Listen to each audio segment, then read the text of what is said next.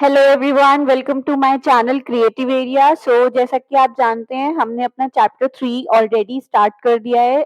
आज हम उसका दूसरा टॉपिक डिस्कस करने जा रहे हैं, that is the elements of design. हमने लास्ट वीडियो में डिस्कस किया था कि डिजाइन क्या होता है, डिजाइनर का रोल क्या होता है और एक गुड डिजाइन कैसा होना चाहिए, और डिजाइन प्रोसेस को हमने समझा था। तो आज हम डिजाइनर्स की जो दो टूल्स होते हैं उसमें से एक को डिस्कस करने वाले हैं, that is the elements of design. So let's start. Okay. In our everyday life, we experience design in everything around us. The presence of specific qualities which make the visual experience pleasing or non-pleasing constitute the elements and principles of design. मतलब हम इन elements and principles of design की वजह से ही चीजों को देख देख के अच्छा experience या बुरा experience कर पाते हैं. The elements of design are the fundamental components of a design composition.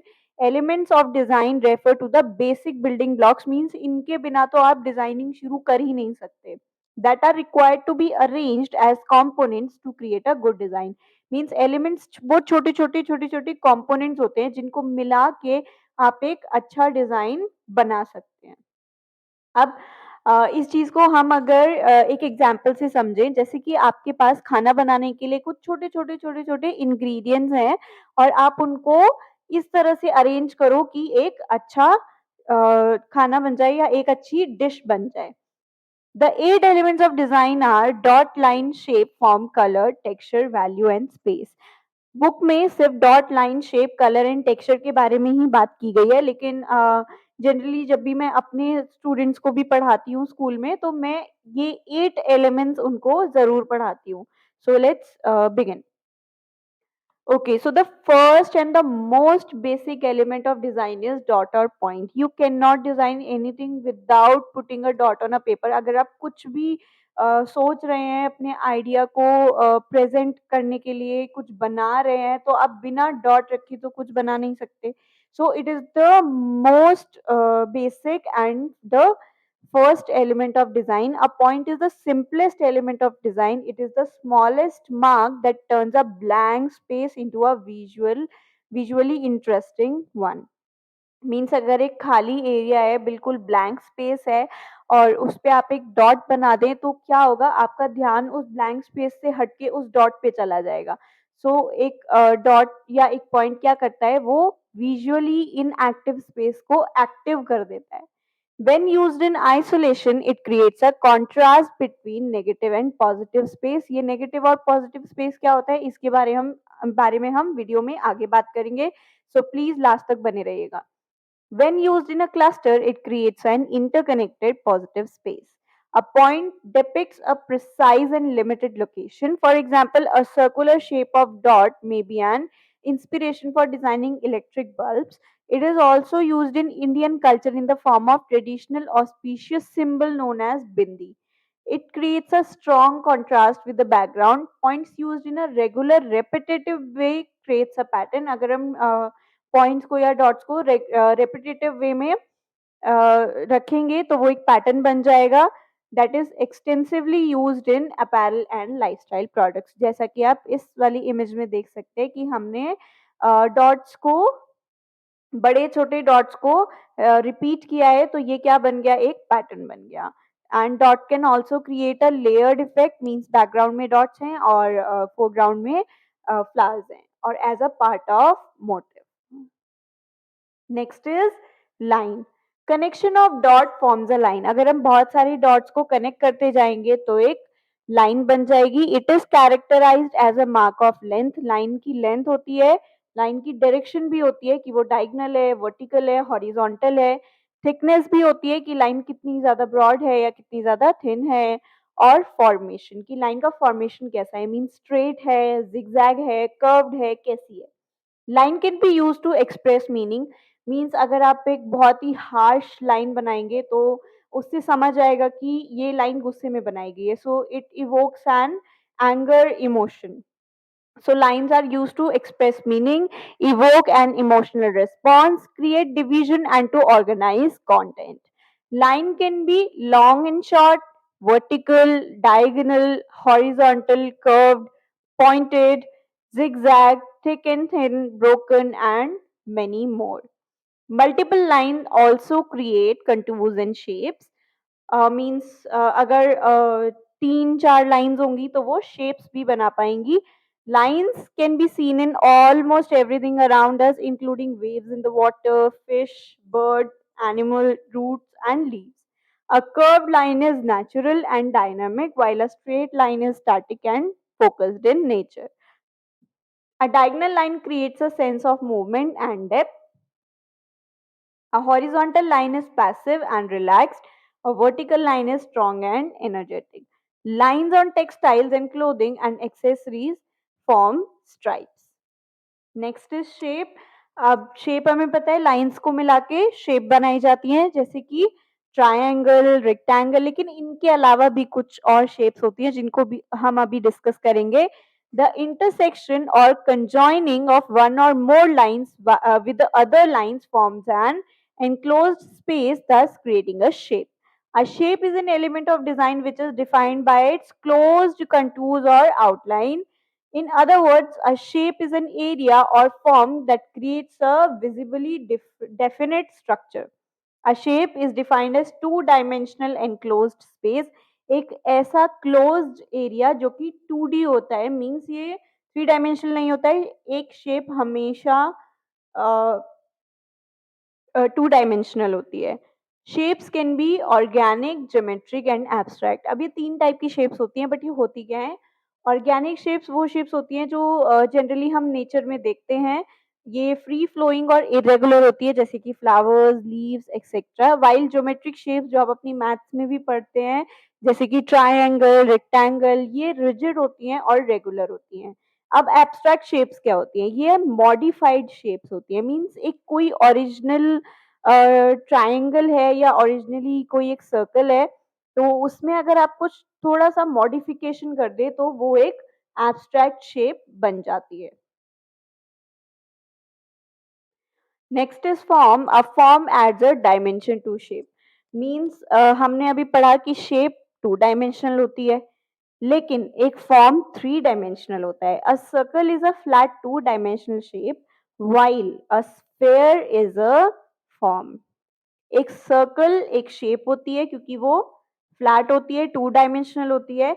But एक स्फीयर जो होता है उसमें वॉल्यूम होता है, इसलिए वो थ्री डायमेंशनल होती है, उसमें डेप्थ होती है. when you add the shading that transforms the circle into a sphere, it takes on a three-dimensional form like a ball you could throw or bounce. Basic forms are three-dimensional figures including spheres, cubes, cylinders, pyramids, and cones. If an object has height, width, and depth, it is a form. A form can be man-made, geometric shape that is mathematically precise in all its angles and edges. Sorry, or it can be natural, organic form. Organic form like lizards, dragonflies, and apple trees are not mathematically precise because they are three-dimensional. Okay, the next element of design is texture. अभी तक हमने पढ़ा dot, line, shape and form. अब हम texture पढ़ने जा रहे हैं. Texture is a way a surface feels और the way it is perceived to feel. Texture वो चीज होती है कि आप जिस सरफेस को देख रहे हैं या जिस सरफेस को टच कर रहे हैं वो कैसा लग रहा है. तो टेक्सचर ही एक ऐसी चीज होती है जिसको आप फील कर पाते हैं या देख पाते हैं. Texture is an element of design that defines the surface of the shapes and forms. It add visual as well as tactile interest to the surface appearance. Visual means जिसको आप सिर्फ देख सकते हैं, एंड टेक्टाइल जिसको आप छू के बता सकते हैं. जैसे कि अगर आप किसी टेबल के पास बैठे हैं तो आप टेबल को टच करके बता सकते हैं कि उसका टेक्सचर कैसा है, स्मूथ है, रफ है. लेकिन अगर मैं आपको कोई टेक्सचर ऑनलाइन अभी वीडियो में दिखाऊं तो आप सिर्फ उसको विजुअली देख के बता सकते हैं कि उसका टेक्सचर रफ है कि स्मूथ है या कैसा दिख रहा है. Tactile interest refers to the actual feel of the surface जिसको आप छू के बता सकते हैं, while visual interest relates to the perceived look कि वो दिख कैसा रहा है, कैसा लग रहा है देखने में. Textures are described by adjectives such as rough, smooth, lumpy, fluffy, pebbly, prickly, pronounced, etc. Various examples of textures found in nature are shells, crocodile skin, tree bark, etc. Texture can also be categorized into two parts, that is real texture and implied texture. अब real texture बिल्कुल tactile की तरह होता है, ये actual texture होता है जिसको कि आप छू के बता सकते हो कि ये कैसा है। लेकिन इम्प्लाइड टेक्सचर जो होता है वो एक पेंटिंग में, जैसे कि एक आर्टिस्ट एक फ्लावर का टेक्सचर देने की कोशिश करता है, तो वो क्या होता है, इम्प्रेशन होता है टेक्सचर का, इम्प्लाइड होता है, वो रियल नहीं होता है। Texture of grass can simply be an inspiration for creating surface texture of carpets, adding a tactile attributes as if someone is walking on the soft grass feel. As a fashion designer, understanding of texture as an element of design ultimately leads to fabric manipulation techniques like gathers, pleats, tucks, etc. अगर आप texture को अच्छे से समझ जाएंगे तो आप अपने गारमेंट्स में, अपने डिजाइन्स में कुछ ऐसे एलिमेंट्स डाल सकते हैं जिससे कि उनका फ़ील और अच्छा हो जाएगा और वो और अच्छे दिखेंगे। So here are some examples. इस तरह के टेक्सचर, विजुअल टेक्सचर, इस तरह के texture implied textures. Okay, this is the real one. जो कि एक फ्लावर की फ़ोटो है, लेकिन अगर आप बाहर जाके किसी फ्लावर को टच करके देखते हैं तो आप उसका टेक्सचर बता सकते हैं, that is real one. And किसी पेंटिंग में अगर उसका टेक्सचर क्रिएट किया गया है तो that is implied. The next element is color. Color plays a very important role in designing because color creates ideas, expresses messages, spark interest, and generates certain emotions and reflects certain mood. Colour एक ऐसा important element है जो आपके art work को एक नई जान दे देता है, नई जान डाल देता है आर्ट वर्क में आपकी या आपके डिजाइन में। एक इंटरेस्ट स्पार्क कर देता है। अगर एक ब्लैक एंड व्हाइट फोटो होगी और एक कलर्ड फोटो होगी तो आपका सबसे पहले ध्यान कलर्ड फोटो में ही जाएगा, because colour creates interest, generate certain emotions. Because आपने सुना होगा, शाहरुख खान का एक एड भी आता था, हर रंग कुछ कहता है। तो रियलिटी में हर कलर कुछ ना कुछ डिनोट करता है, कुछ ना कुछ एक्सप्रेस करता है। So color plays one of the biggest role in a design. The importance of color in design stems from the significance of color to the human mind. क्योंकि कलर का सीधा असर ह्यूमन माइंड पे पड़ता है, तो वो हम आगे इस चैप्टर में पढ़ेंगे कि किस किस कलर की क्या क्या सिग्निफिकेंसेस होती हैं। Okay, the next one is value. Value in design simply means the lightness and darkness of a color. कि means एक color कितना light है या कितना dark है.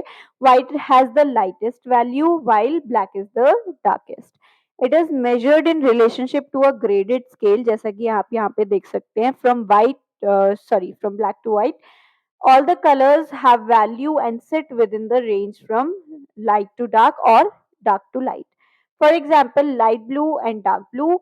Value of a color can also be measured according to the relative value of other color. इसको हम ऐसे समझ सकते हैं कि जैसे येलो पर्पल के रिलेशन में लाइट कलर है, ओके, पिंक ब्लू के रिलेशन में एक लाइटर कलर है। सो ये हम वैल्यू को इस तरह से भी मेजर कर सकते हैं। Okay, so the last element of design is space. Space is the area around the objects or between the objects in a design. तो हमने जब डॉट पढ़ा था तब हमने पॉजिटिव और नेगेटिव स्पेस की बात की थी, जिसको कि हम यहाँ समझेंगे। बहुत सिंपल सा एक लॉजिक है कि जो आपका फील्ड और सॉलिड पोर्शन होता है, मीन्स जहाँ आपका डिजाइन होता है वो पॉजिटिव स्पेस होता है। डिजाइन के अराउंड जितना भी एरिया होता है वो नेगेटिव स्पेस में काउंट होता है। Okay, I hope you like this video. Please subscribe to my channel if you are new, and thank you for watching my video.